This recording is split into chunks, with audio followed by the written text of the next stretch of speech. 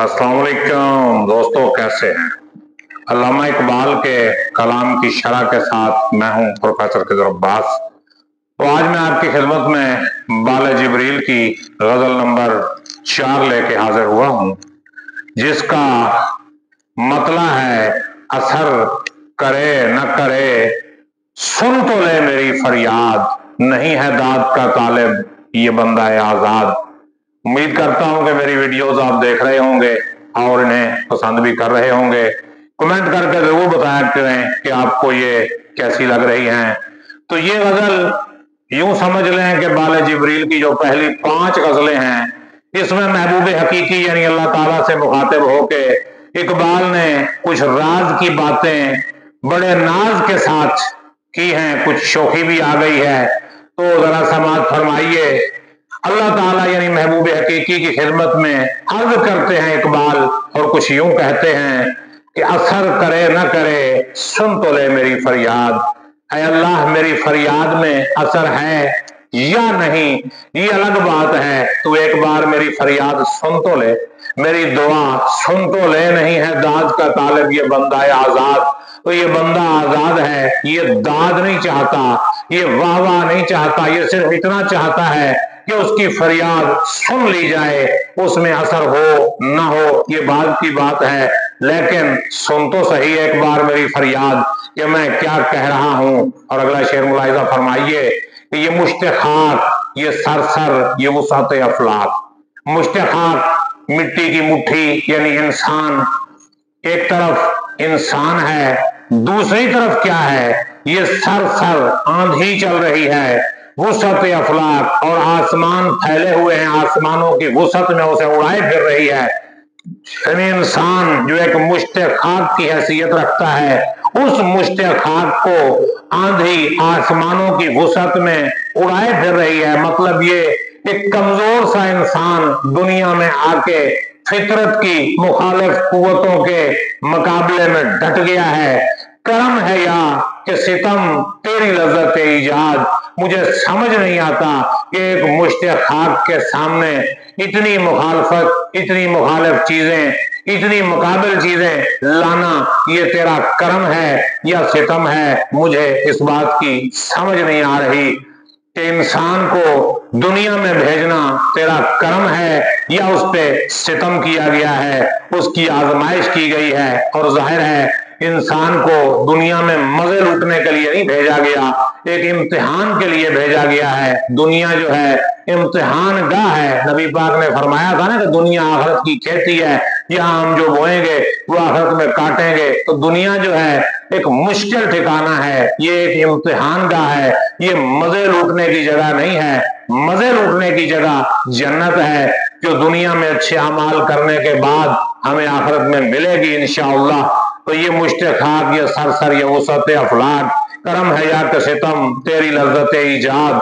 और आगे देखिए, ठहर सका न हवाए चमन में खीमा है गुल। फूल का जो खेमा था वो जब बाग की हवा चली उसके सामने न ठहर सका। मतलब ये कि इंसान का कमजोर बदन मुकाबला न कर सका दुनिया के हवादिस का, और आखिर मौत की आगोश में उसने पनाह ली। यही है फसले बहारी, यही है बादे मुराद। तो दुनिया की बहार का मौसम भी यही है, और जो मुरादों भरी हवा चलती है वो भी यही है। उसके आगे गुल का खीमा नहीं ठहर सकता। मतलब ये कि जो दुनिया में आ गया उसके जिम्मे मौत लिखी गई है। इकबाल ने कहा था ना, तेरे आजाद बंदों की न ये दुनिया न वो दुनिया, यहाँ जीने के मरने की पाबंदी, वहां जीने की पाबंदी। यहाँ हमने मरना है, वहां हमने जीना है, आजादी कहीं भी नहीं। और आगे देखिए, बड़े नाज से अल्लामा इकबाल अल्लाह के हुजूर अर्ज बरदाज हैं कि कसूरवार गरीबुद्दियार हूं, लेकिन अल्लाह मैं कसूरवार हूं, गुनाहगार हूं और गरीबुद्दियार, अपना वतन छोड़ के आया हूं। यानी अल्लाह ने मेरे जद बाबा आदम अलैहिस्सलाम को जन्नत में रखा था, तूने वहां से वो जन्नत छुड़ाई, वहां से निकले।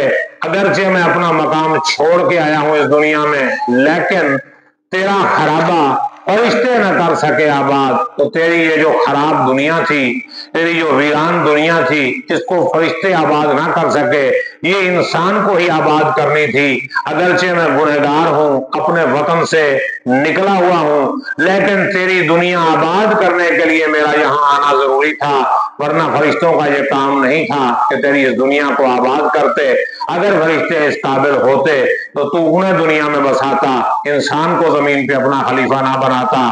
और आगे देखिए शेर, उसी बात को आगे बढ़ाते हुए इकबाल कहते हैं कि मेरी जफा तलबी को दुआएं देता है, वो दश्त सादा वो तेरा जहान बेबुनियाद। मेरी जफा तलबी का मतलब मेरा जुल्म सितम जो सहना है, मेरा जो जुल्म सितम बर्दाश्त करना है, उसको दुआएं दिया जा रहा है। क्या दुआएं दे रहा है?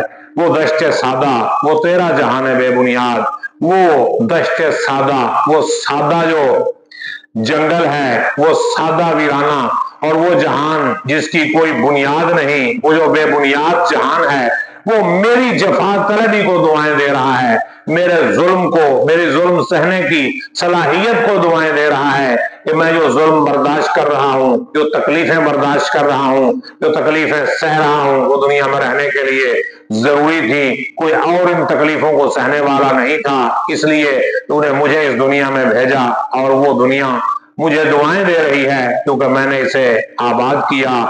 और आगे शेर मुलाहिजा फरमाइए कि खतर पसंद तबीयत को साजगार नहीं, वो गुलिस्तान के जहां घात में न हो सयाद।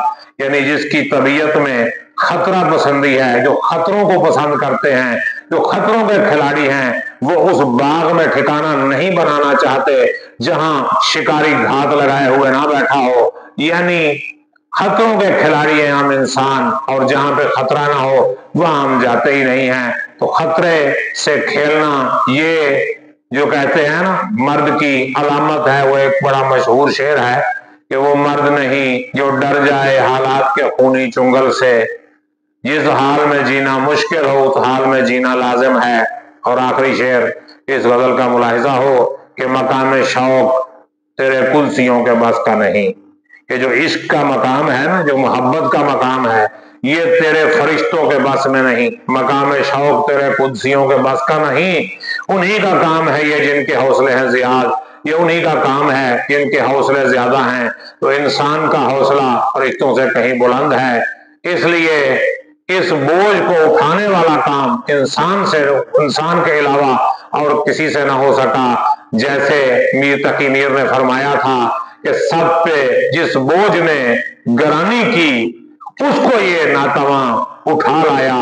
और नासिर काज़मी ने क्या खूब कहा था कि मैं वो सब्र समीम हूं जिसने बारे अमानत सर पे लिया था। कि कुरान में आता है ना कि अल्लाह ने अपनी अमानत पहाड़ों पे पेश की, आसमान पे पेश की, जमीन पे पेश की, सब कांप गए। उन्होंने कहा नहीं, ये हमसे नहीं उठाया जाता इस अमानत का बोझ।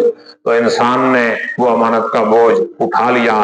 तो इकबाल कहते हैं कि फरिश्तों का काम नहीं था उस इश्क की अमानत का बोझ उठाना, ये इंसान का काम था जिसने ये काम किया। उम्मीद करता हूं कि ये गजल आपको समझ भी आई होगी, पसंद भी आई होगी। कमेंट करके जरूर बताइएगा। चैनल को सब्सक्राइब कीजिए, वीडियो को लाइक और शेयर भी कीजिएगा। मुझे इजाजत दीजिए, अपना ख्याल रखिएगा। अल्लाह हाफिज।